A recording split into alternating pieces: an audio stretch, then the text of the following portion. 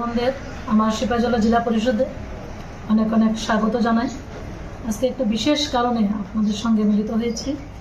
তো প্রথমে আপনাদেরকে আমি শুভেচ্ছা জানাই এবং আপনারা জানেন যে আমাদের প্রত্যেকটা গ্রামের জনগণের উন্নয়নের স্বার্থে আমাদের সরকার সর্বদা অঙ্গীকারবদ্ধ এবং সেটাকে সামনে রেখে ভারত সরকার কর্তৃক নির্ধারিত 17টি সাস্টেনেবল গোল এবং 9টি থিমকে সামনে রেখে আমাদের পঞ্চায়েত দপ্তরে নির্ধারিত সময় ও নির্দেশনা অনুযায়ী আমাদের সিপাহীজলা জেলার সবকটি গ্রাম পঞ্চায়েত এবং ভিলেজ কমিটি পাই 20-তে অংশগ্রহণ করেছিল। পাই মানে পঞ্চায়েত অ্যাডভান্সমেন্ট ইন্ডেক্স। এবং গত 2রা ফেব্রুয়ারি এই কেন্দ্র সরকারের পঞ্চায়েত মন্ত্রণালয় কর্তৃক পাই 2.0 এই যে 2023-24-এর র্যাঙ্কিং, সেই র্যাঙ্কিংয়ের তালিকা প্রকাশ করা হয়েছিল এবং যেখানে আমরা দেখলাম ত্রিপুরা রাজ্যের একটা অভূতপূর্ব সাফল্য আমরা এই তালিকায় দেখতে পেলাম। সবথেকে গর্বের বিষয় যেটা, যার জন্য আপনাদেরকে এখানে ডাকা, যে এখানে আমাদের সিপাহীজলা জেলার একটা মানে গৌরব আমি বলতে পারি, যে সারা ভারতবর্ষের মধ্যে প্রায় 2.5 লক্ষ গ্রাম পঞ্চায়েত, তার মধ্যে টপ 10 মধ্যে জায়গা করে নিয়েছেন আমাদের সিপাহীজলা জেলার জম্পুজলা ব্লকের অন্তর্গত যুগল কিশোর নগর ভিলেজ কমিটি প্রথম স্থান দখল করেছেন টপ 10-এর মধ্যে জাতীয় স্তরে। তৃতীয় স্থান দখল করেন আমাদের নলছর ব্লকের দক্ষিণ নলছর গ্রাম পঞ্চায়েত এবং চতুর্থ স্থান দখল করে আমাদের চরিলাম ব্লকের ছেচুরিমাই গ্রাম পঞ্চায়েত। তাছাড়াও আমাদের রাজ্যের যে টপ 10, রাজ্যের বেস্ট টপ 10-এর মধ্যে তালিকার মধ্যে আমাদের সিপাহীজলা জেলার 7টি র্যাঙ্ক আমরা অর্জন করতে পেরেছি।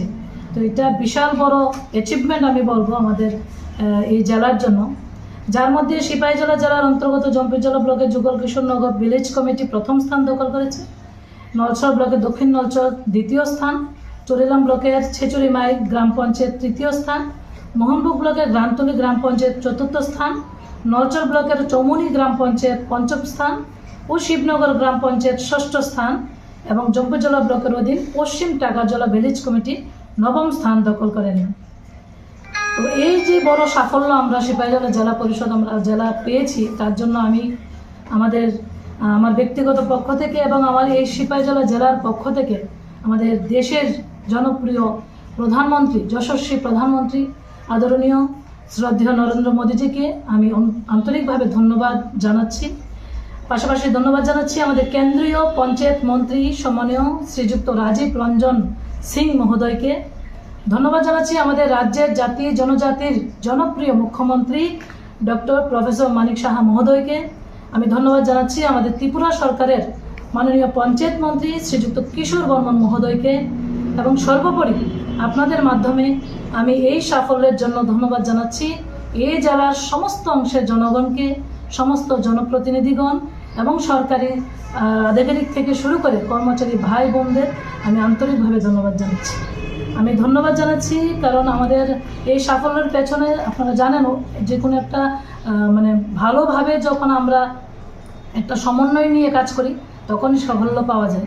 এই পাই 20-তে আমাদের এই জেলা শাসক, যিনি আমার চিফ এক্সিকিউটিভ অফিসার সিপাহীজলা জেলা পরিষদের, ওনার সক্রিয় ভূমিকা, আমার সিপাহীজলা জেলা পঞ্চায়েত অফিসার যিনি ছিলেন ধ্রুবজিৎ দেববর্মা মহোদয়, ওনার সক্রিয় ভূমিকা এবং আমাদের সিপাহীজলা জেলা পরিষদের অন্যান্য যারা আধিকারিকরা আছেন, কর্মচারীরা আছেন, আমাদের জনপ্রতিনিধি, জেলা পরিষদের সকল সদস্য আমাদের সক্রিয় ভূমিকায় সিপাহীজলা জেলা পরিষদ এবার এই পাই 2-এর উপর মানে গুরুত্ব দিয়ে আমরা কাজ করেছি এবং তার ফল আমরা পেয়েছি।